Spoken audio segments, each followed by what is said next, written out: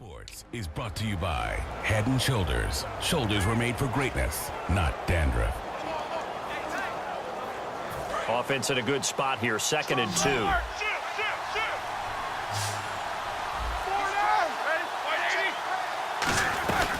Again, it's Bell. And he'll be brought down right around the 37. 3 yards there, good enough to keep the drive moving. Not too many more ideal situations in 2nd and 2 in order to try and pick up a first down. They ran it and picked it up. They come up with one running back. That's Bell. Now it's Roethlisberger. And it's intercepted. Picked off. It's the Pro Bowl corner, Joe Hayden with it. And they have possession, and they have it at the 38-yard line. And this might not be the last interception we see, Brandon. Both of these teams like to throw the football, but here in this snow, ball's not going to always go where you want it to. And this one winds up getting intercepted. And now Cleveland geared up to take the field. And 3 and out on the last drive. No points on the scoreboard. A little soul-searching now? I would say so, and they need to help out their defense a little bit. They've had to be on the field a lot more than normal, put them in some tough spots. But what's the old adage? When you get another chance, it gives you a better chance to do it right. So nothing there. I don't know that that's all in the back, though. You got to look at blocking there, don't you? I would agree with that totally. At some point, they have to win at the point of attack. Instead, it was the defense getting it done again and holding them to no gain. And it's a sack. Down goes Kessler. Javon Hargrave, the big rookie from South Carolina State, coming up the middle, gets him there for a loss of about 9. Well, there was 2nd long. Now it's 3rd and even longer. They're going in the wrong direction here. Because they're moving them exactly the way they want to, but you're exactly right. Definitely going in the wrong direction for the offensive guys. 2nd down, sack by the defense. What type of pressure will they bring here on 3rd? We'll see. Green 39! Green 39! 3rd and long. It's Kessler. He's got a man. It's Corey Coleman. And he'll be brought down right at the 45-yard line. Boy, they had a lot of real estate to make up there, but what a big-time play for them. Nice completion, excellent gain. Now they're in 4th and manageable. Just a little short, though, with that marker. 44 on his first punt, and this is a good kick as well. Now Brown. Oh, spinning away. A 46-yard punt, 8 yards on the return. And the Steelers are going to take over 1st and 10 deep in their own territory. And Pittsburgh getting set to take the field. And following the interception, just any interception, are you a little bit more cautious when you start that next drive, or no, you just throw that out the window? I think you are. I don't think that there's any way you can run back out there and go, totally didn't affect me. Let's just go ahead and be loose with the football again. You're going to take care of it, but you have to be careful about being too cautious because now you can't run any offense at all. Still want to attack. We'll see how they attack them here. Now Roethlisberger to throw on 2nd down. And he's got the AFC leader in receiving yards last year, Antonio Brown. Big game in Week 10 for Brown, 154 yards, 14 receptions, and a touchdown. It's also looked like they're using him somewhat as an extension of their running game, right? A lot of screens, quick passes to him, and that's what you have to do. Get the ball in the hands of a player like Antonio Brown and let them create downfield. It usually works out pretty well for you and your offense. Well, the offense lining up 1st and 10.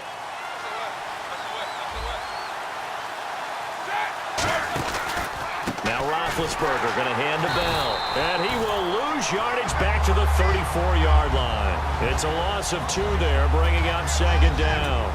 That play almost seemed like a baseball play. See ball, hit ball. But in this case, see guy with ball, tackle guy with ball.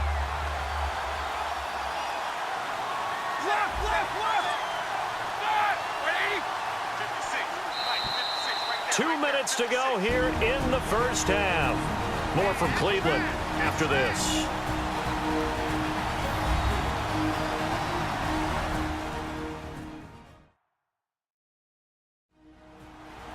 A reminder coming up at halftime while the two of us head for warmer areas of the press box. Yes. We'll be sending you to Orlando where Larry Ridley will have highlights and analysis of this first half. Send me to Orlando, please. Don't be so soft. They'll go again with Bell, and he'll get get this only up to about the 35. Just a gain of a yard there, and now it'll be third down. Tough day, tough sledding right there, and it's been that way the entire game. Not a whole lot of room to ramble for him. Yeah, you're right. It's been that way all afternoon. Didn't get a whole lot better there. Here's Roethlisberger, and that's caught inside the 35. Now whistles come in. We're going to get a timeout here by the offense. It's just their first, so they'll have 2 remaining here before we get to halftime. So here we go, 1st and 10 now. Brown, the lone receiver, left. Now Roethlisberger on 1st down. And he's in. Touchdown, Steelers. Sammy Coates, 28 yards. And the Steelers are going to add on to their lead. When you give up a long touchdown drive, you're looking for a silver lining. In this case, it's the fact that your offense had a chance to rest, and now they can come out in the field charged up and ready to go.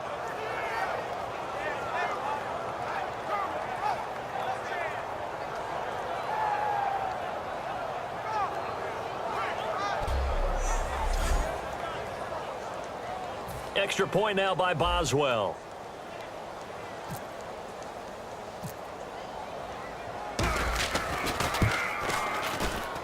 And it's good to make it 14-0.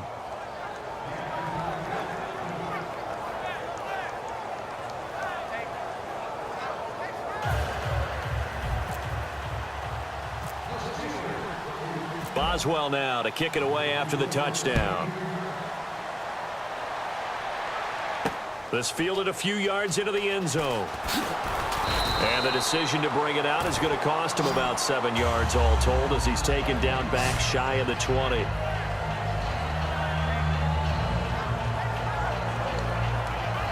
And here are the Browns now as the offense comes back out onto the field. And still no points on the scoreboard. You're coming off of the 3 and out. They're just looking for anything to grab onto right now, aren't they? I'm wondering if someone's going to take charge in the huddle.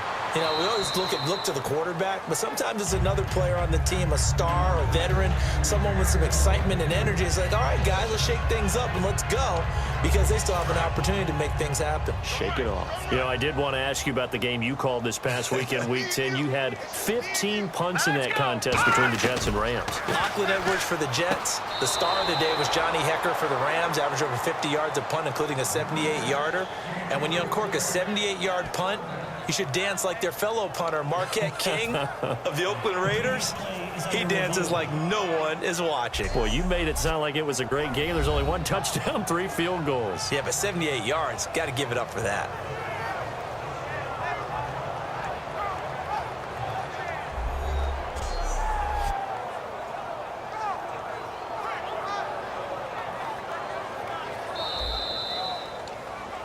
After reviewing the play, the ruling on the field is reversed. Partner, they're less than 2 minutes to go in the game, which means that this challenge was initiated by the fellas in New York. And if you're the coach, you're thinking, thank you, New York. On 3rd down, Kessler. And he couldn't hang on to it through the contact. Incomplete. And there was a good opportunity that just went awry there, a drop pass. I guess that's why they call them running backs and not catching backs.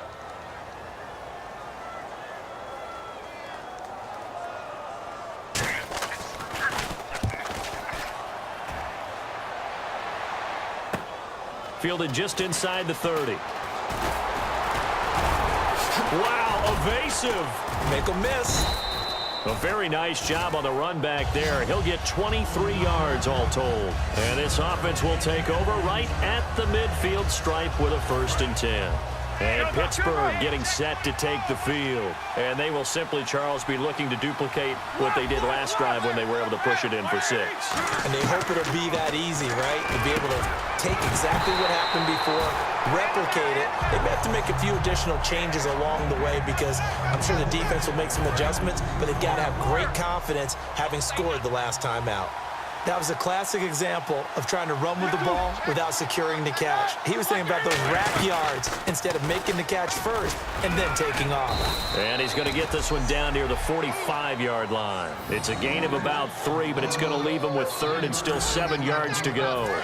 They'll need to get this to the 38. That's where the first down marker is here on 3rd. Well, so many times we look at a short run and we praise the offense for trying to set the tempo and establish things, but the defensive guys, hey, they just won the... This is caught inside the 15. Now hold everything here. We're going to get a timeout by the offense. So that means they're down to 1 remaining here as we head toward halftime. So after that big play, let's see if they can catch their defense maybe on their heels.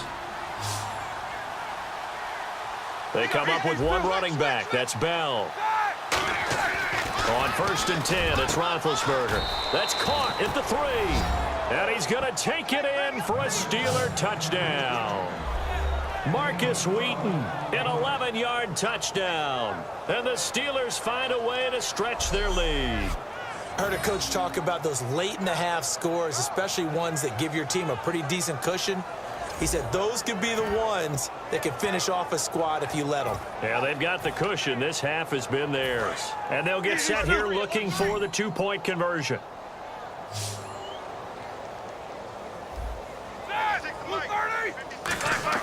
Roethlisberger looking to throw. And this is going to be caught. It's good. And that extends their lead by 2 more. He hits the big target for the 2-point try. Defenses hate those guys, especially around the goal line. It's hard to decide who you're going to put on him. Are you going to put a smaller corner on him? Are you going to put a safety who doesn't have maybe the same coverage skills? How about a linebacker? He may have the size, but he's not used to really covering in space. That's why the tight end gives you such a great advantage when you're throwing the football. Boswell now to kick it away after the touchdown. This fielded a few yards into the end zone. And he will be brought down here at about the 17-yard line.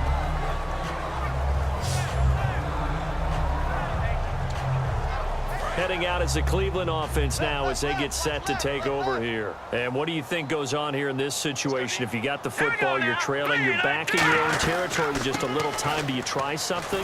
You're thinking about jump-starting your team, right? You just mentioned it. They're down. They're trying to get back into the game. But you got to figure, if something goes wrong, you may have put yourself in a spot where you may not be able to come back in the second half. Managing risk, this is a big decision here. They come out with 1 back and 3 tight ends. They'll run with Crowell. So we've reached halftime here with the visiting Steelers out in front.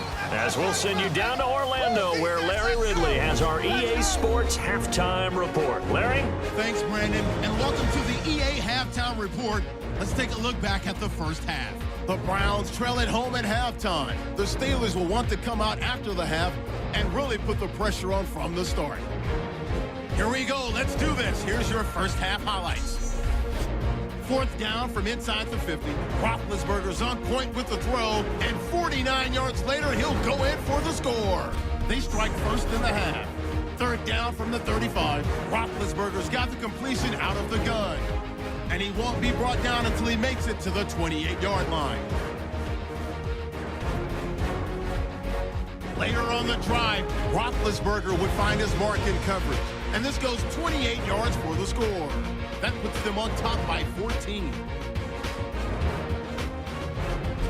Steelers now they have it at the 45. Roethlisberger's going to complete the pass, and he'll end up picking up 33 yards on the play.